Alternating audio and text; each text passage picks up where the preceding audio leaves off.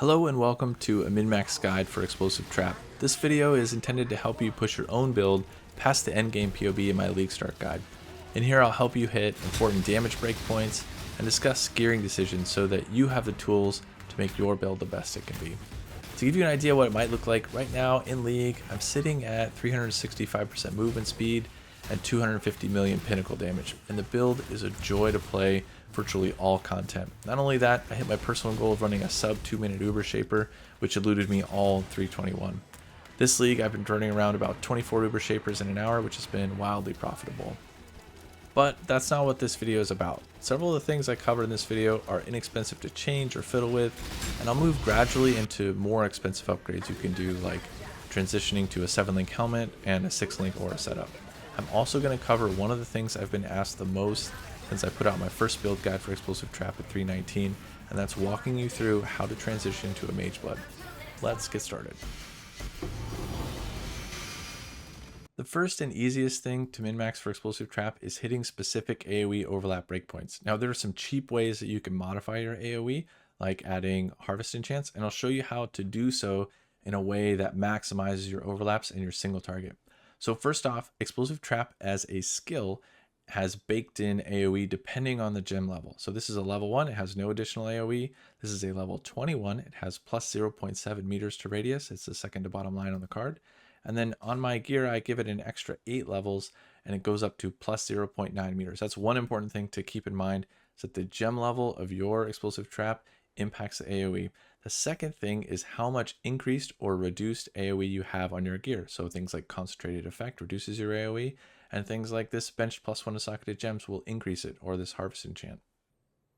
Now to demonstrate what this looks like in PoE, this is mine. I'm at 250 million pinnacle DPS, and I have my Explosive Trap set to average explosion hittings. Now this does a calculation to tell you exactly how many of the small explosions are going to hit, and I think this is the best way to actually get a good sense of how much damage you're doing. If we go to calcs, which is up here, you'll see skill type specific stats, and overlap chance is the important one we're going to try to maximize here. Now I think a good range is between 77 and 81 because it's a little fickle to tinker with, and you massage that number by managing your primary hit radius and your secondary hit radius. Now the easiest way to tickle this is by modifying your area of effect mod. So I have 4 things affecting my AoE. I've got 5% increased on one weapon, 10% increased on my helmet from the benchcraft +1 socketed gems, 15% from a set and forget a medium cluster, and 30% less from conk effect. Now to show you what it actually looks like to get this breakpoint wrong, let's take my alternating scepter and change my enchant to something random. So you can see I lose 9.3% damage, which is a lot of damage to just lose. So 25 million almost damage just gone because I've got the wrong AoE breakpoint. Now I'm going to show you how you can fix this in yours by fixing it for somebody else. This is sorted by DPS PoE Ninja. The guy at the top is XDD Trap. He's got some pretty nice gear, like a 8-link helmet, some other stuff. Let's grab his POB. All right, we're going to import this and take a look at what we got.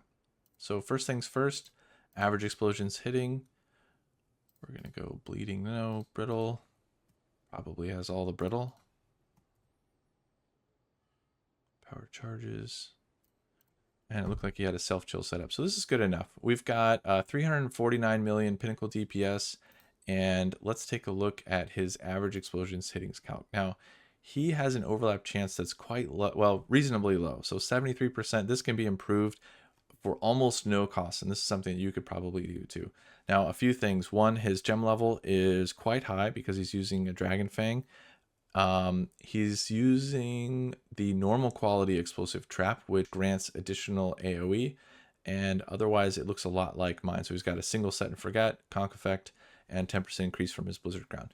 So let's go about fixing that. Now this is something that's something you're going to have to tinker with in your own PoB. I just happen to know what his looks like. So let's first off remove the 10% from his weapon. That drops us a little bit, but keep in mind we were at 349 before. And then let's go push his AoE up on one of his scepters by changing the enchant from... Now, check it out. So we got him an extra 30 million DPS. We went from 25 million DPS. We went from 349 to 375. All we did was we removed the quality from his explosive trap. So instead of a 2120, we're using a 21-0. And we modified one of his scepters to have the harvest enchant increased AoE per quality instead of elemental damage. Now, if we go back to calcs, he's at 81% overlap chance instead of 73. All right, next up is something specific to the Ancestors League, and that is the tattoos. So +1 of all dex gems gives us an extra level to our explosive trap. You probably already know that, but it's worth pointing out. Definitely get this. It's worth the 2 passive points necessary to grab. The next thing I did when I started to min-max my trapper was move some suppression off of my tree and into my gear. So you see I don't have this wheel allocated.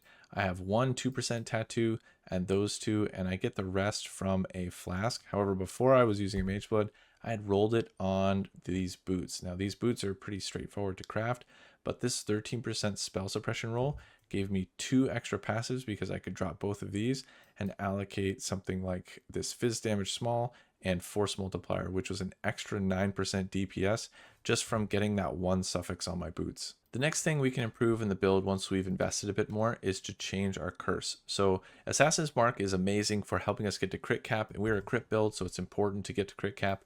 But once you have things like the Forbidden Flame and Flesh, or maybe the helmet, which gives you additional base crit, you can you're going to be critting and getting max brittle on virtually everything. Like I get 6% brittle on every uber boss in the game, and because I have so much crit, I'm switching to elemental weakness because it's more damage. Now to do that, you're going to want to do a few things. The first is remove this elemental mastery, which in the build guide I have has inverted elemental resistance values, and instead switch that to 3% chance for hits to deal 300%. This actually procs a fair amount because we hit so frequently. It's worth getting.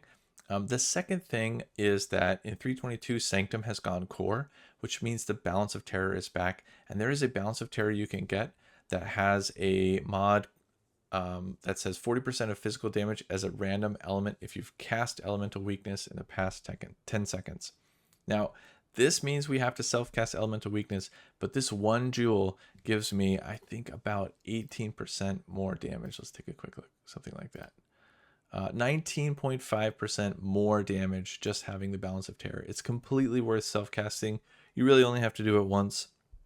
And as a benefit, you also get sapped because your random element will a third of the time be lightning. So if we have max sap, we get an extra 20% or so EHP as a side benefit. Next up, let's look at our helmet and body armor. This is one of the biggest damage and quality of life increases you can do for this build. I have a guide for crafting this exact helmet that I'm wearing from 320, which still applies. The only thing I would change is I would use Wild Bristle Matrons to roll Suffixes Cannot Change instead of benching it, but otherwise the process is the exact same, just Exalt and Scour in the way I described. The first thing it does for us is it relieves some socket pressure. So our main skill is now a 4-link instead of a 6-link in our chest. Hypothermia gives us, when rolled on a helmet, an additional increased effect of cold elements, which gives us more brittle. And we're also able to put socketed spells have some amount of base critical strike chance as a suffix. Now this is pretty deterministic. You can roll these 3 suffixes. It's not that crazy to do, but that base crit chance is huge for getting us to crit cap without a lot of gymnastics like rolling increased crit chance on our scepters or somewhere else. The next thing is when you craft a rare chest, you can completely solve all the life regen necessary to mitigate the Forbidden Rite hits with a single suffix. So I have T2 life regen on this chest, and that is enough to completely mitigate it. Now, what that means as a knock-on effect is that I don't actually have to have it on my Lethal Pride, and I can instead level up to a big damage Lethal Pride. So this is, I think, the best in slot one for this particular build. It's got triple double damage, so we've got a 15% chance to deal double damage and 5% fizz as extra fire. So this is like 17% more damage just by this one suffix, freeing up my need to have that 1% life regen, or excuse me, the life regen from my lethal pride. The next thing is I can roll chaos resistance on it, which means I can probably drop my rot resistant small cluster and use those passives elsewhere for more damage. And I also have 12% fizz taken as Ellie on here for a little bit better fizz mitigation. Now, because we're using a crafted rare, we can use a fractured base, which gives us the ability to choose one prefix and then roll the second with Eldritch currency. And so I went high ES and evasion, and this one chest gives me more than 1k ES by itself. It's pretty significant from the EHP's perspective. I think I did some PoBing, and I prefer this actually over the global defenses chest that I made in previous leagues. And not only that, we can add on hatred effect and increased effect of non-cursoras for additional grace and heralds and determination effect. It's all in all, like, it synergizes super well, and it provides a ton of quality of life and extra damage and makes the build much more comfortable to play. Another change I made this league is my lightning orb setup. So instead of a 3-link, I'm using a 4-link this league. That is less duration, phantasmal lightning orb, faster casting, and I added a swift affliction. So swift affliction reduces our duration of supported skills by another 25%. And this is enough to make it just absolutely just borderline uncontrollably fast.